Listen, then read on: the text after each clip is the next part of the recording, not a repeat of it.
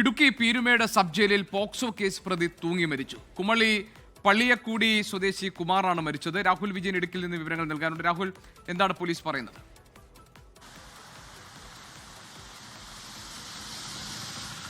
ഇന്ന് രാവിലെ 9 മണിയോടുകൂടിയാണ് ഈ സംഭവം നടക്കുന്നത്. 2024 രജിസ്റ്റർ ചെയ്ത ഒരു പോക്സോ കേസിലെ പ്രതിയാണ് ഈ കുമാരം.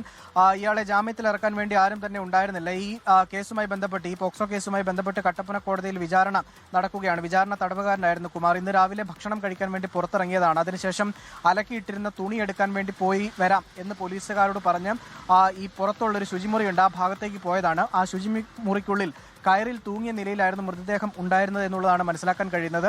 ഉടൻ തന്നെ ഈ കുമാറിനെ ആശുപത്രിയിലേക്ക് മാറ്റിയെങ്കിലും കാണാതെ വന്ന് ഈ കുമാറിനെ അന്വേഷിച്ചെത്തി കുമാറിന്റെ തൂങ്ങിയ നിലയിലുള്ള ശരീരം കാണുകയും ഉടൻ തന്നെ പീരുമേട് താലൂക്ക് ആശുപത്രിയിലേക്ക് മാറ്റുകയും ചെയ്തു. പക്ഷേ മരണം സ്ഥിരീകരിക്കുകയായിരുന്നു. നിലവിൽ പീരുമേട് താലൂക്ക് ആശുപത്രി മോർച്ചറിയിലാണ് മൃതദേഹമുള്ളത്.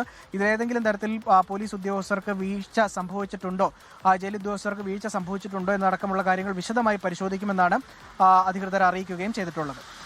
ലോകത്തെവിടെയായാലും ഏത് സമയത്തും 24 വാർത്തകളും ഓഗ്മെന്റഡ് റിയാലിറ്റി പാക്കേജുകളും എക്സ്പ്ലെയിനറുകളും വിശദമായി കാണാൻ ഞങ്ങളുടെ യൂട്യൂബ് ചാനൽ നിങ്ങൾക്ക് സബ്സ്ക്രൈബ് ചെയ്യാം.